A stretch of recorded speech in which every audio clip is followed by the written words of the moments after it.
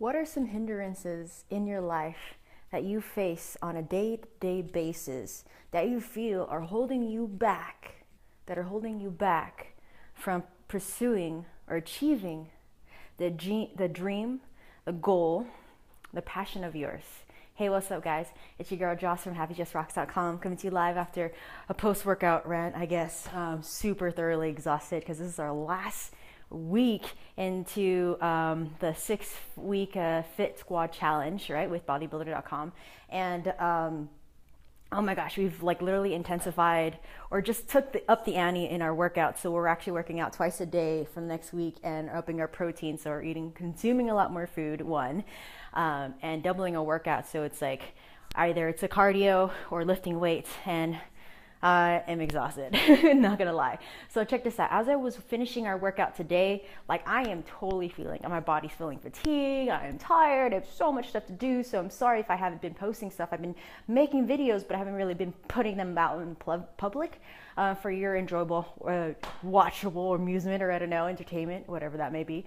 But I so wanted to just quit and done, you know what I mean, and give up. So when I was talking about hindrances or stuff that are handicapping you, that you feel that are holding you behind, holding you back, you have to understand that all the stuff, like, yes, I'm working out, it may be a physical transformation, but it is also a mental and emotional state of being that you need to train yourself, right? Because people think like, oh yeah, muscle, it would be nice, but like, dude, like it's a whole body thing, you know what I mean? It's not like you do the actions to it. You have to literally psych your mind out. You have to adopt a new train of thinking to be able to get yourself to do the workouts, do the work, be disciplined enough to make sure you're following a regimen. So handicaps, right? Hindrances. So for a long time, I don't know if I shared with you, about 2.5 years ago, I was in a life or death situation,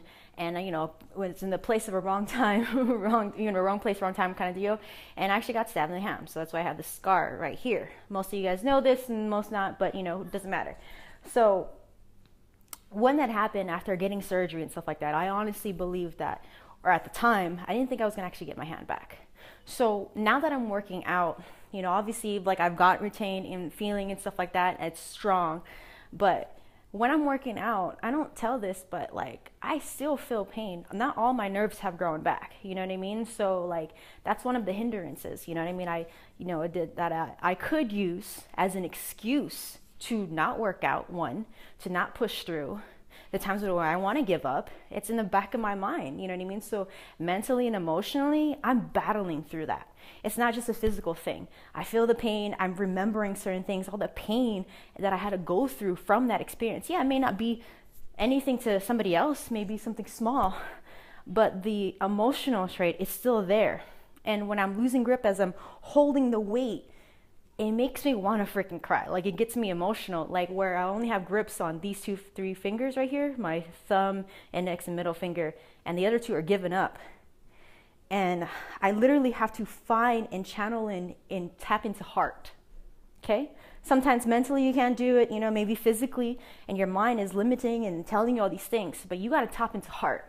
I don't know where your heart and your mind is, but for me, like I tap into, like, I call upon my God, you know what I mean? I don't, that may mess up some of your spiritual. Sorry, I'm like cooking right now and I don't want to grill in some burgers. Hold on, let me like flip these while I'm talking to you. I don't want to burn them, But like you literally have to tap into heart. And when I do that, I know one who's the one that healed me, and that's where I draw from my strengths. And I can easily go back and say like, this is an excuse, I can't lift anymore, I can't do this. But how many times have you said that to yourself? How many times have you let these excuses that you have maybe for years, right? I've heard that Danny Johnson says that an excuse is nothing but a well-planned lie. You already know the excuses that you make. You know them so well, more better than the back of your hand, right?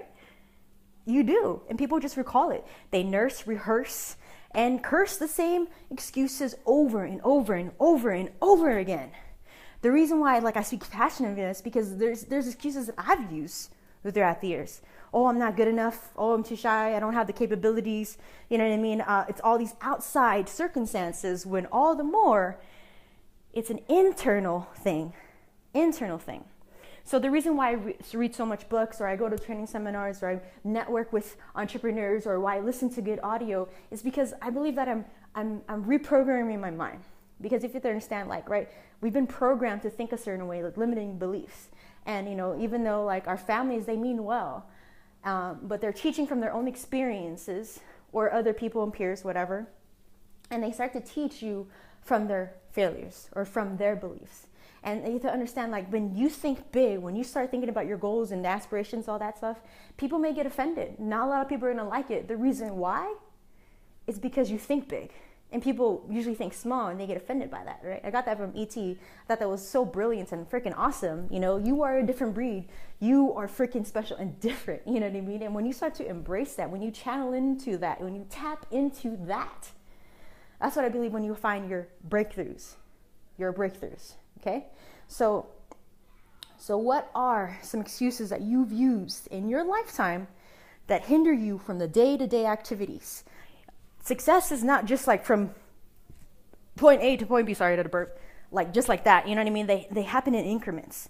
So if you, let me challenge you, if you can improve yourself on a day-to-day basis by an inch, by a penny's worth, right? It seems worthless to people. But that compound over time, all right, can grow so vast and so big. See, success is not just doing one huge big thing, right? It honestly is taking these little tiny actions, like just working out for my transformation as far as my body's concerned. It didn't just happen like, oh, I'm going to spend 7 hours in the gym, many hours, I'm going to be in one day and then not work out. No, it's doing little over time. So in about almost 5 weeks, 4.5 weeks, we've been getting phenomenal results. I am honestly shocked every time I look at myself in the mirror. You know, people will be like, you're so vain, you know what I mean? Like, dude, I just heard this awesome thing that a really good friend, Erica Udano from New Zealand, hey girl, what's up? She said, you know, what other people's opinions about me, about yourself, right, are none of your business. They're none of my business, they're my concern. Because you're entitled to your opinions and all that stuff. So if once you do that, you're then free. You're freeing yourself from that because you're not putting yourself in that bubble. You know what I mean? And you kind of have to, you know, block that stuff out like a rhino with thick skin, like an elephant. You know what I mean? And just charge forward. So whatever your hindrances, you can totally get over them. And it may happen like this. It may happen like over time. But work on what you can. And excuses, next your excuses, man. Next them out. Challenge you. So peace out, guys. This is Just coming to you live from HappyJustRocks.com. Be sure to check out my blog, and I will catch you on the flip side. Peace out.